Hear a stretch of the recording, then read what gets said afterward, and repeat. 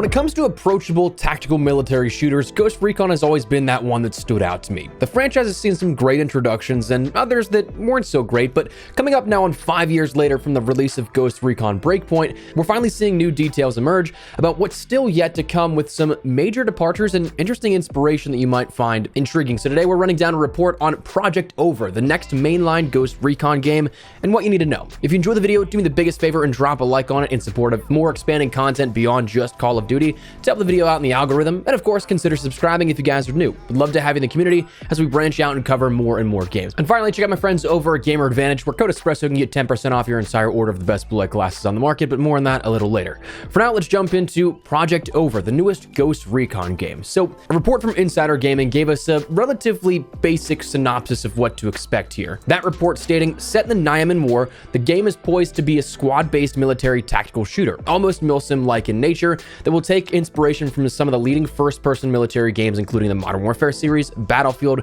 Squad, and Ready or Not. Project Over is set during the Nyaman War, which is located in a hostile southeast country that has seen hundreds of thousands of people die as a result of war crimes. It's understood that the plot of the game revolves around the Ghost, your team, infiltrating the war zone to carry out secret missions and to locate a traitor. The game appears to take heavy inspiration from the Modern Warfare series, with some potential dark or controversial missions and segments. One mission, for example, shows your squad nearly shooting a man holding a baby because they thought the baby was a bomb, but they realized this at the last second. Graphically, the footage provided to Insider Gaming is under the condition that the footage isn't shared or goes public, and it shows the significant graphical improvement over the predecessors and is best compared to something akin to Ready or Not. So a very baseline report, absolutely, but it gives us some little details on what to expect in the upcoming future. Now, the release window here was targeted for 2025 or 2026.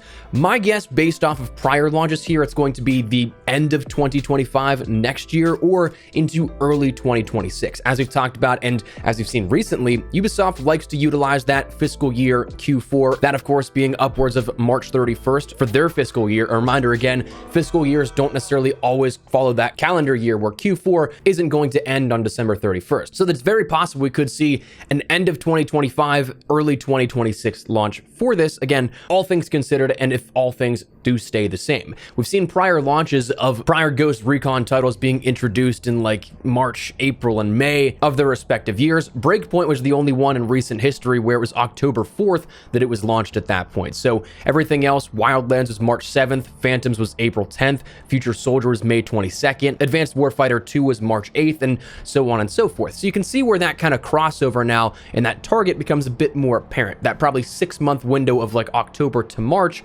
might be where we're looking at here for 2025 and 2026. But there's a few interesting points of mention with this initial report from Insider Gaming, and the biggest one to me was the mention of a development for first person. Now, if I'm not mistaken, this would be the first Ghost Recon game since, I want to say, Ghost Recon 2 to be exclusively first person at that point. I could be incorrect, but if they are going native first person, it has been a long time.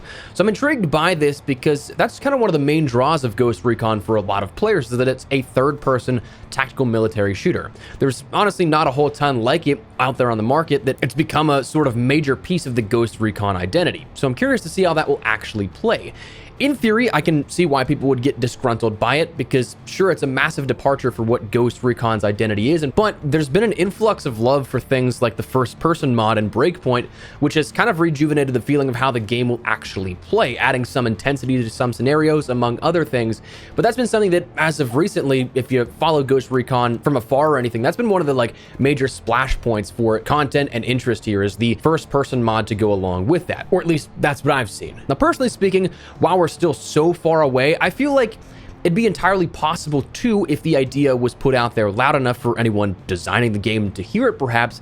I think it'd be a great option for both quality of life and all audiences, kind of pleasing both sides of that coin, if the game was crafted with both third and first person in mind, allowing for either a player end toggle like in the settings that you can go in and just change your experience one way or the other, or it'd be something like bindable that you could toggle it on the fly in gameplay, something that's just quite literally toggleable through your HUD, as if you could like select your fire mode or something like that. I think that from what I've seen from that first person mod, it's absolutely killer and would play well, but again, with the identity of Ghost Recon somewhat being tethered around third person for a lot of people, I think it would be best to offer the option and not commit entirely to one or the other if that's something they're doing. But beyond that, the dark and controversial missions, again, I'm intrigued to see how they approach this route, because when I think about a lot of the stuff referenced, I think if done properly, it can be a very gripping narrative. I think because they mentioned it, Clean House from Modern Warfare 2019 is a kind of masterclass in level design and storytelling mixed in one, where you have that more tactical experience. The level design being so tight, the pace being slow, yet knowing you're close enough that one wrong move could in theory ruin your run, it sets up an incredibly tense experience, which for Modern Warfare 2019, I mean, the Call of Duty campaign formula is pretty standard, and honestly, outside of that mission, the stakes are pretty low. So beyond that mission, that Clean House experience is almost like lost on that for the pacing and the tense nature of it. But if you had a whole campaign and narrative feeding into that tension, I think that it makes for a really gripping and memorable narrative at that. And then graphically speaking, they said it's significantly improved, so hoping that we see that, obviously, because 5+ years past Breakpoint at the time of this being launched. But if it's like Ready or Not, as mentioned, I think that's kind of a valid comparison to how Ubisoft shooters usually go, and honestly, I think Ready or Not is a pretty solid and pretty good looking game when it comes to both functional balance and also trying to focus on some gameplay graphics and stuff. I think that balance is very important, especially in such a tactical shooter. But anyways, it's interesting to see this kind of stuff so far out. Obviously, we're not going to see too many reports here upcoming, but I just wanted to touch on this because I have dabbled into Breakpoint a decent bit in the last couple of months. I love the idea of that first-person mod, and so to hear of another first-person Ghost Recon is interesting. So I'll definitely be following along. So if you guys would like to learn more about that, of course, make sure you hit that subscribe button to stay up to date.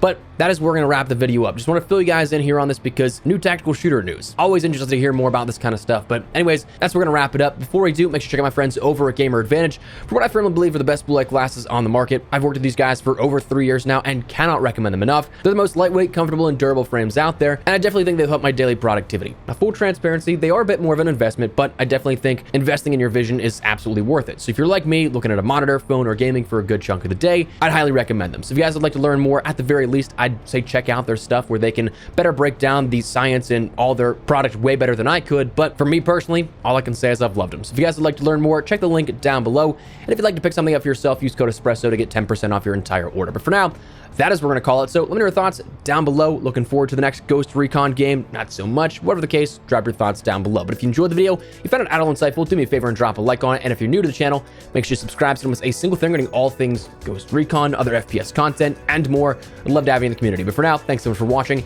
My name is Espresso. I'll see you later. Take care and peace.